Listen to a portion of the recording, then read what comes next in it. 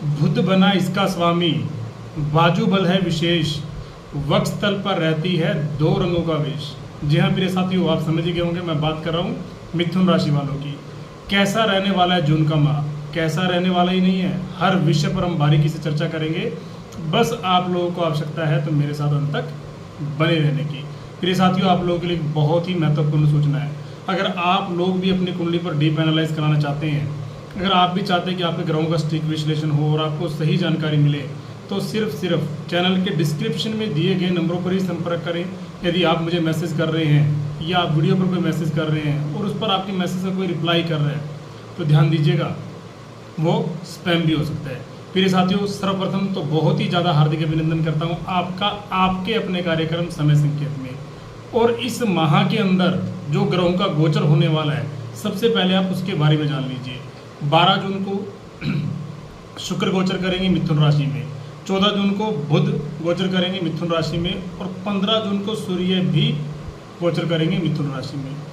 और माह के शुरुआत में कैसी रहने वाली है ग्रहों की उपस्थिति, चलिए जान लेते हैं, शुरू कर लेते हैं। सबसे पहले आपके 4th हाउस में भूमि भवन वाहन सुख के घर में केतु, आपके 10वें घर में राहु, भाग्य भाव में आपके शनि अपने ही घर में, इनकम घर में मंगल और आपके 12वें भाव में सूर्य बुध गुरु और शुक्र की युति रहने वाली है।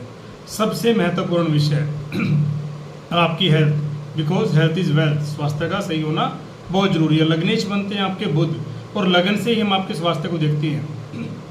लगन के स्वामी बुध बैठे हुए हैं आपके 12वें भाव में, 12वें घर में। प्रिय साथियों, 12वां घर जो होता है वो होता है व्यय का। किस चीज़ के व्यय का? कोई कोर्ट कचहरी का चक्कर लग जाए, आपके बेवजह के एक्सपेंसेस हो, व्यय हो, या फिर दवाओं पर खर्च हो, अननेसेसरी एक्सपेंसिव, क्योंकि घर ही व्यय का। जब लग्नेश 12वें भाव में है तो संभव है कि आप पे कुछ एक्सपेंसेस अननेसेसरी भी हो।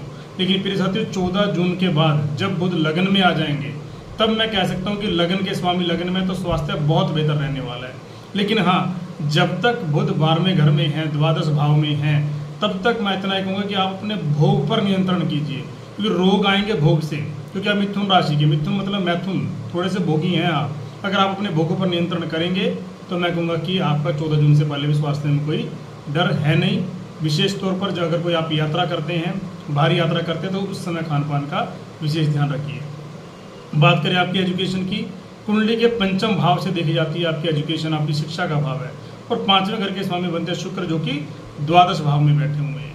प्रिय साथियों, 12वें घर में शुक्र का आना, अपने ही घर में शुक्र का आना, पढ़ाई में मैं कहूँगा कि इस माह अगर कोई यात्रा है या आपको कोई एग्जाम देना है, कुछ नया करना है, कुछ नया करने की संभावना भी आपको लगती है, तो कीजिए। एजुकेशन को लेकर अगर कोई ट्रैवल है, एजुकेशन यात्रा है, तो कीजिए, क्योंकि शुक्र उसके बाद आपके 12 जून को 1st हाउस में आ जाएंगे, तो बहुत ही बेहतरीन। यानी मैं कहूँगा कि शुक्र 12वें घर में है या 1st हाउस में है।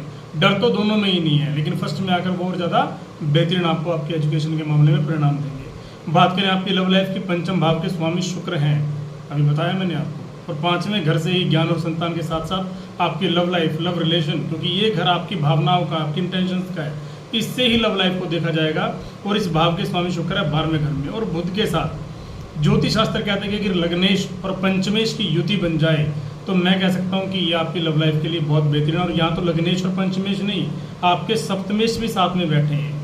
लग्नेश, पंचमेश, सप्तमेश और पराक्रमेश एक ही घर में 12वें भाव में बैठे हैं। तो मैं कहूँगा कि 14 जून के बाद जब आपके शुक्र बुध दोनों 1st हाउस में होंगे, लगन में होंगे, तो और भी बढ़िया है। उससे पहले 12वें भाव में भी डर नहीं है कि 12वें भाव में कोई डर है। हाँ, जब वो लगन में आ जाएंगे 14 जून के बाद, दोनों की युति बन जाएगी, तब बहुत बेहतरीन होगा। अगर पहले से भी कोई चिटपुट आपके बीच में दुविधा चल रही थी, कोई डिस्टेंस था, तो वो भी खत्म होगा।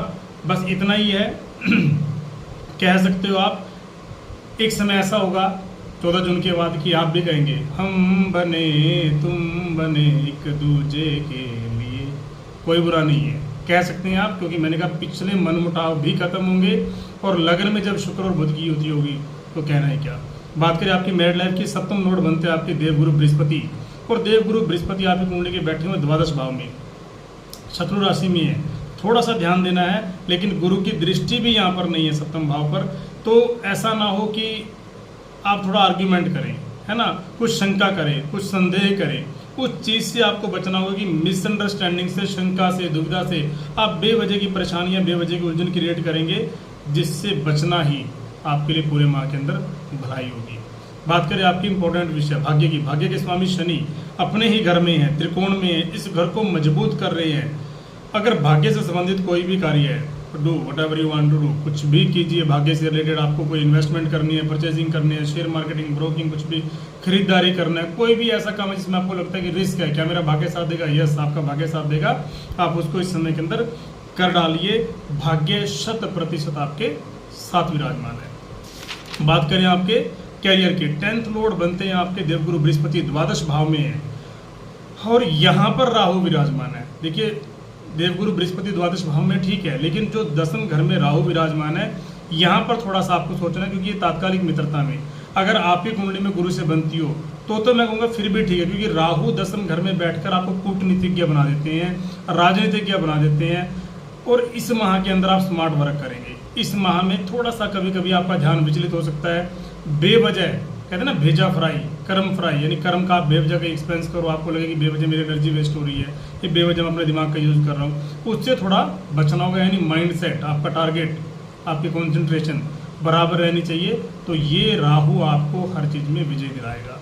बात करें आपके बिजनेस की, 7th लॉर्ड देवगुरु बृहस्पति 12th में है, जो कि शुक्र बुध के साथ हैं, और 14 जून के बाद जब लगन में आ जाएंगे और लगन में बैठकर सप्तम को देखेंगे, तो मैं कहूँगा कि बहुत बढ़िया।